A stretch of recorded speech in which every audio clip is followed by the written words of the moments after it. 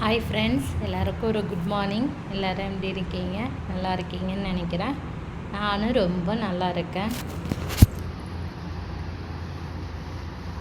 இன்றைக்கி சாட்டர்டே பார்த்திங்கன்னா இன்றைக்கி ராகு கேது பயிற்சி. எந்த ராசிலேருந்து எந்த ராசிக்கு போனாலும் சரி ஃப்ரெண்ட்ஸ், அதுக்காக நம்ம மனசை கவலைப்படக்கூடாது. கிரகங்களும் கோள்களும் மாறதான் செய்யும். அது தவறில்லை. அது மாற்றம் என்பது எப்பொழுதுமே இருக்கும் தான். அது நம்ம லைஃப்பாக இருந்தாலும் சரி, உலகமாக இருந்தாலும் சரி, மாற்றங்கள் நடந்துக்கிட்டே தான் இருக்கும். மாற்றம் இல்லாத உலகம் இல்லை, மாற்றம் இல்லாத வாழ்வும் இல்லை. அப்படி இருக்கையில் இந்த மாதிரி கோள்கள் மாற்றம்லாம் நடக்கும்போது கண்டது எதையுமே நம்ம நினச்சி அதை ஃபீல் பண்ணிக்கிட்டே உட்காந்துருக்கக்கூடாது. எது நடந்தாலும் பரவாயில்ல. யார் இருக்கா? அந்த கந்தன் இருக்கான், அந்த முருகன் இருக்கான், ஐயன் இருக்கான், பழனியப்பன் இருக்கான். நீங்கள் நினச்சபடி அவன் காலை பிடிச்சிட்டிங்கன்னா எந்த கிரகம் மாறினாலும் சரி, எந்த கோள் மாறினாலும் சரி, எந்த பெயர்ச்சியாக இருந்தாலும் சரி, நமக்கு எந்தவித பாதிப்பும் இல்லை. முருகன் பார்த்துப்பான்னு அவன் காலடியில் ஒப்படைச்சிட்டு போங்க ஃப்ரெண்ட்ஸ். வாழ்க்கையில் வழிகளை நம்ம அவன் பாதத்தில் கொட்டிடுவோம். நம்ம அந்த வழிகளாக மாற்றி வாழ்ந்துக்கிட்டு இருப்போம். அவ்வளோதான் ஃப்ரெண்ட்ஸ். நான் உங்களுக்கு ஒரு சின்னதாக சொல்லணும் இன்றைக்கி. மற்றபடி நம்ம லைஃப்பில் இன்றைக்கி வீடியோ போடுவோம் அப்படிங்கிற ஒரு இதில் தான் போடுறேன். வீடியோஸ் ரொம்ப பேர் பார்க்க மாட்டேறீங்க ஃப்ரெண்ட்ஸ். அதனாலே வீடியோ போட்டோன்னு வச்சிங்களேன், பார்க்கவே மாட்டேங்கிறாங்க அப்படின்னு. ஆனால் யாரோ ஒருத்தர் பார்த்தா கூட எனக்கு சந்தோஷங்கிற பேரில் தான் நான் அந்த வீடியோஸ்லாம் போடுறேன். அதே மாதிரி தான் இப்பயும் போடுறேன். அதே மாதிரி என்னையை நம்பி சப்ஸ்கிரைப் பண்ணவங்க அனைவருக்கும் ஒரு சின்ன தேங்க்ஸ் ஃப்ரெண்ட்ஸ்.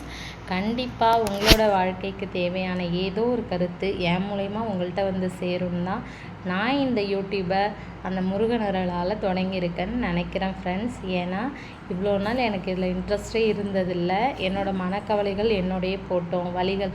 நான் நிறைய வழிகளை சுமந்திருக்கேன் ஃப்ரெண்ட்ஸ். கொஞ்சம் நெஞ்ச வழிகள் இல்லை. சின்ன வயசில் அம்மாவை இழந்து அப்பப்பட்ட வழிகளாக இருக்கட்டும். இப்போ ஒரு கான்வெண்ட்டில் படிப்போம் ஃப்ரெண்ட்ஸ். நான் 7 இயர்ஸ் படிச்சிருக்கேன். பேரண்ட்டை விட்டுட்டு போய் படிச்சிருக்கேன். இப்போ உள்ள பிள்ளைங்கள்லாம் எப்படி இருக்காங்கன்னு பார்ப்பீங்க. நான் அப்பையிலேருந்து பார்த்திங்கன்னா எப்படி கொண்டு போய் விட்டாங்களோ அதே மாதிரி தான். என்னை மற்றபடி கல்வி இதிலலாம் நான் வளர்த்துக்கிட்டேன். ஆனால் அந்த சூழ்நிலை என்னை நிறைய விஷயங்களை கஷ்டப்படுத்தியிருக்கோம். ஹர்ட் ஆகிருப்பேன். மனசு ரொம்ப வலிக்கும் ஃப்ரெண்ட்ஸ். எப்படின்னா சண்டே மந்த்லி ஃபஸ்ட்டு அந்த சண்டே விசிட்டர்ஸ் சண்டே வரும். இப்போ விசிட்டர்ஸ் பார்க்க வரலாம். அப்போ ஒன்ஸ் பார்த்துட்டு போயிடுவாங்க இல்லையா. நம்மளாம் அங்கேயே இருக்கனால அடுத்தடுத்து நம்ம நியூ ஸ்டூடெண்ட்ஸ் கிடையாது, ஓல்டு பிள்ளைங்க. அதனால் நம்மளை அதிகமாக பார்க்க வரதுக்கு அலோவ் பண்ண மாட்டாங்க. நிறைய தடவை கேட்டோடலாம் போயிடுவாங்க பேரண்ட்டு. ஆனால் எல்லாேருக்கும் பேரண்ட் வருவாங்க. எங்கள் அப்பா எப்போயாவது தான் ஃபாரின்லேருந்து 1 டைம் 2 டைம் வருவாங்க. ஆனால் கண்டிப்பாக நீங்களை பார்த்துருவாங்க ஃப்ரெண்ட்ஸ். பார்க்காம போகவே மாட்டாங்க. அது எப்படி சொல்கிறதுன்னு தெரில. அதெல்லாம் ரொம்ப லைஃப்பில் மிஸ் பண்ணுற ஒரு விஷயம். பார்ப்பாங்க, பார்த்துட்டு தான் போவாங்க. சிஸ்டர்கிட்ட சொல்லிட்டு போவாங்க, பசங்களை பார்த்துங்க அப்படின்னு சொல்லிட்டு போவாங்க. ரொம்ப அதெல்லாம் ஒரு மனசு வலிக்கக்கூடிய விஷயந்தான். ஆனால் அந்த வலியை நம்ம மறைச்சிட்டு வாழ்க்கையை நகர்த்திப்போம். எப்பொழுதுமே ஃப்ரெண்ட்ஸ், உயிர் உள்ளவங்களுக்கு மட்டும்தான் உயிர் இல்லை. உயிர் இல்லாத ஆத்மாக்கள் நம்ம நினைக்கிறோம். ஆனால் அவங்களோட நினைவுகள் இருக்கு இல்லையா, அது உயிர் உள்ளவங்களோட நினைவுகளை விட ரொம்ப ஆழமாக இருக்கும்.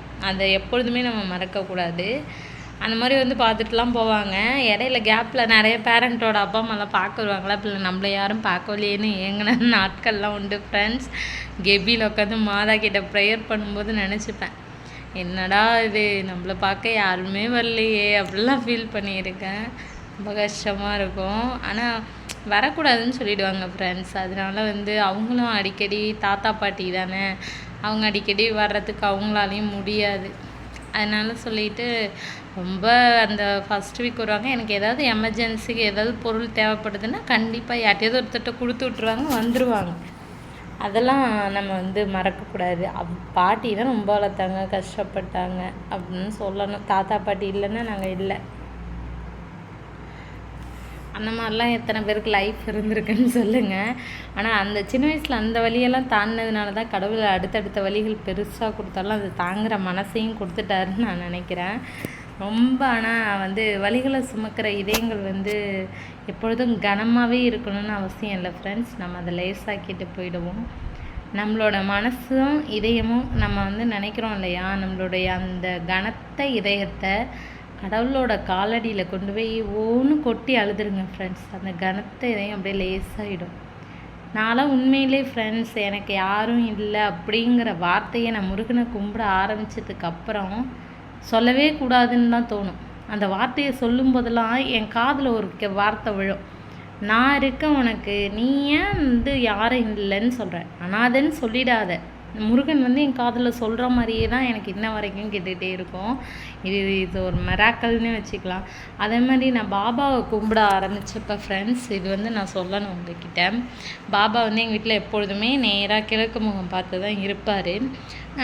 நான் பார்த்தீங்கன்னாக்கா பாபா காலைல எழுந்துச்சி பார்த்தோன்னா மூவாக இருப்பார். அப்படியே இந்த பக்கம் லைட்டாக டர்ன் ஆன மாதிரி இருப்பார். நான் சொல்லிகிட்டே இருப்பேன் இவங்கள்ட்ட, என்ன பாபா திருமண மாதிரி இருக்கார், இல்லை அது உன்னோட பிரம்மையாக இருக்கும் அப்படின்னு சொல்லுவாங்க. நான் திரும்பவும் நேராக வச்சுட்டு வருவேன் ஃப்ரெண்ட்ஸ். திரும்ப அடுத்த நாள் பார்த்திங்கன்னா அதே மாதிரியே டர்ன் ஆகிருப்பார். அப்போ தான் நான் நினச்சிப்பேன், ஆஹா சாமி இருக்காங்க அப்படின்னு நினச்சிப்பேன். அதே மாதிரி தான் முருகனோட விஷயத்துலேயே எனக்கு ஒவ்வொரு விஷயங்கள் என் காதுக்குள்ளே விழும். அதே மாதிரி இன்றைக்கி என் மனசு ஒரு கஷ்டமாக இருக்குன்னா, சப்போஸ் நான் அந்த யூடியூப்பில் போய் தேடும்போதோ ஏதோ ஒரு காரணத்துக்கு எனக்கான வார்த்தைகள், அதுவும் மகளேன்னு போட்டு வரும் பாருங்க, அப்போ நம்மளையே மீறி ஒரு அழுகையும் ஆத்திரமும் தானாக வந்துடும்.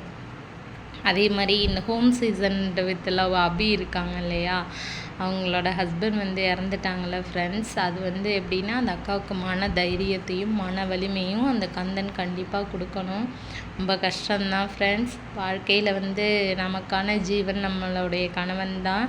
அவர் இல்லைன்னா அந்த வாழ்க்கை அவங்களுக்கு எப்படி இருக்குங்கிறது யாராலையும் அந்த வழியை சொல்ல முடியாது ஃப்ரெண்ட்ஸ். ஆனால் குழந்தைங்க இருக்காங்க.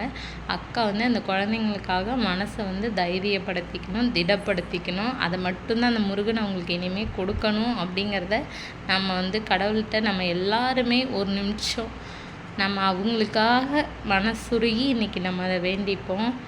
இது ஒரு பேரிடர் தான், அதாவது பேரிடின்னே சொல்லணும். அவங்க அவ்வளோ ஹோப்பாக இருந்தாங்க. அந்த அக்கா பேசும்போது பார்த்திங்கன்னா அவ்வளோ ஹோப்பு. அந்த ஹோப்பு நம்மளுக்கு கடைசி வரைக்கும் அந்த ஹோப் இருந்துட்டு அந்த ஹோப் உடையும் போது அது தாங்கிக்க முடியாது இல்லையா. அது அவங்க மனசு தெம்பாக இருக்கணும், திடமாக இருக்கணும். அதை மட்டும் நம்ம எல்லாருமே கடவுள்கிட்ட வேண்டிப்போம். ஏன்னா அந்த உலகத்தில் வாழ்க்கை நீங்களே பாருங்கள் ஃப்ரெண்ட்ஸ், சின்ன சின்னது நம்மளோட உயிர் இன்றைக்கி இருக்குமா நாளைக்கு இருக்குமான்னு கிடையாது. எதுவுமே நிரந்தரம் இல்லை. அதனால் இருக்கிற வரைக்கும் இறைவனை கும்பிடுவோம், மற்றவங்களுக்கு உதவி செய்வோம், எல்லார் கூடயும் சந்தோஷமாக வாழ்வோம். நம்மளுடைய அன்பையும் பாசத்தையும் மற்றவங்க கூட பரிமாறுவோம். நம்மளோட பேரண்ட்டை எப்பொழுதும் நல்லா பார்த்துப்போம். அது நம்ம பிள்ளைங்களுக்கும் சொல்லிக் கொடுப்போம் ஃப்ரெண்ட்ஸ். Thank you friends.